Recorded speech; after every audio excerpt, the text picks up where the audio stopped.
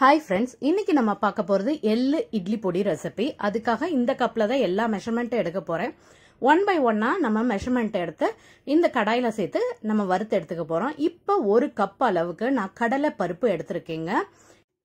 இப்போ இதை வந்து கடாயில நம்ம சேர்த்து வறுத்து எடுத்துக்கலாம்.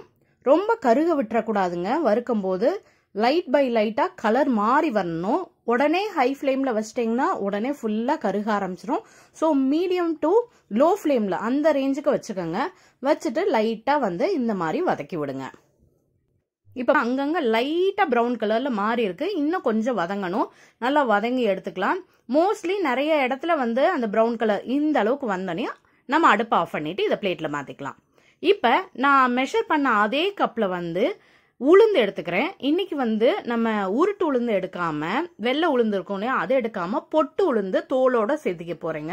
இது ஜம்முன்னு இருக்கும், வாசம் நல்லா இருக்கும். அதே மெஷர்மெண்ட் கப்ல 1 கப் அளவுக்கு நான் வந்து அந்த உளுந்து எடுத்துக்கிறேன். இப்ப இதையும் வறுத்து எடுத்துக்கலாம். எனக்கு இந்த உளுந்து வறுக்கும் போது ரொம்ப பிடிச்ச விஷயம் என்ன அப்படின்னு பாத்தீங்கன்னா, அது ஒரு வாசம் வரும். அந்த உளுந்து வறுக்கும் போதே ஜம்முன்னு ஒரு வாசம் இருக்கும். அந்த வாசம் வந்து ரொம்ப பிளசன்ட் ஸ்மெல்லா இருக்கும், நல்லா இருக்கும். இந்த அளவுக்கு நம்ம உளுந்து வறுத்து அதுக்கப்புறம் வாசம் வரும்போது நம்ம அடுப்பை ஆஃப் பண்ணிடலாம்.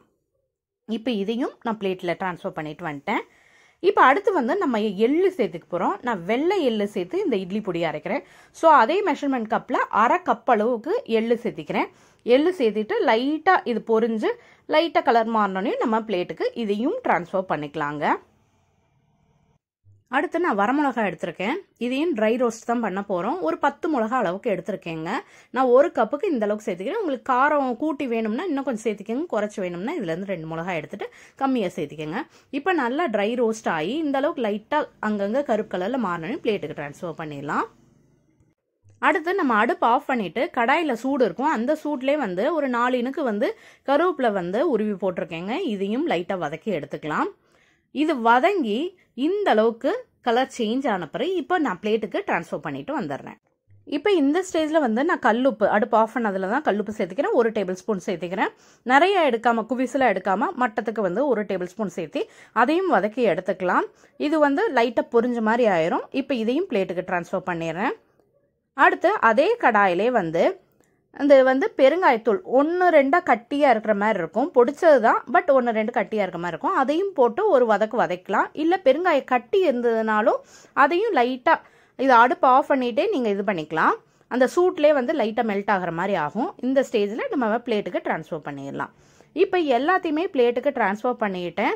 இது நல்லா ஆறணுங்க. ஃபுல்லாக சூடாக இருக்குது. நல்லா ஆறின பிறகு தான் இதை வந்து நம்ம பொடிச்சு எடுக்க போகிறோம். கொஞ்ச நேரம் விட்டுறலாம். ஆறின பிறகு காமிக்கிறேங்க.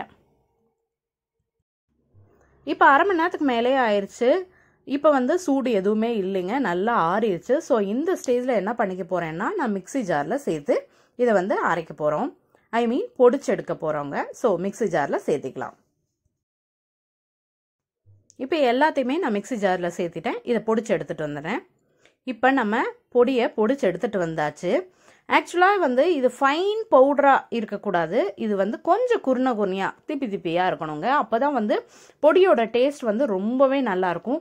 ரொம்ப அப்படி மாவு மாதிரி அரைச்சிட்டிங்கன்னா வந்து அந்த டேஸ்ட் வந்து நல்லாயிருக்கும். கொஞ்சமாக நம்ம தொட்டு பார்க்கும்போது குருணையாக இருக்கிற மாதிரி இருக்கும். அப்போ தான் அந்த பொடியோட டேஸ்ட் வந்து ரொம்பவே சூப்பராக இருக்குங்க. அவ்வளோதாங்க, இட்லி பொடி இவ்வளோதான். ரொம்ப சிம்பிளாக இந்த ரெசிபியை பண்ணி எடுத்துடலாம். இது வந்து இட்லி தோசைக்கெலாம் பர்ஃபெக்ட் காம்பினேஷனாக இருக்கும். நீங்கள் வேணால் ட்ரை பண்ணி பாருங்கள். ட்ரை பண்ணி பார்த்துட்டு எப்படி வந்துச்சுங்கிறத மறந்துடாமல் எனக்கு கமெண்ட் செக்ஷனில் கமெண்ட் பண்ணுங்கள். இந்த வீடியோ உங்களுக்கு பிடிச்சிருந்தா என் வீடியோவுக்கு லைக் பண்ணுங்கள், ஷேர் பண்ணுங்கள், கமெண்ட் பண்ணுங்கள். என் சேனலுக்கு நீங்கள் புதுசாக இருந்தீங்கன்னா என் சேனலை சப்ஸ்கிரைப் பண்ணிக்கோங்க. கூடவே இருக்க பெல் ஐக்கானை மறந்துடாமல் கிளிக் பண்ணிக்கோங்க. நெக்ஸ்ட் வீடியோவில் பார்க்கலாங்க. பாய்.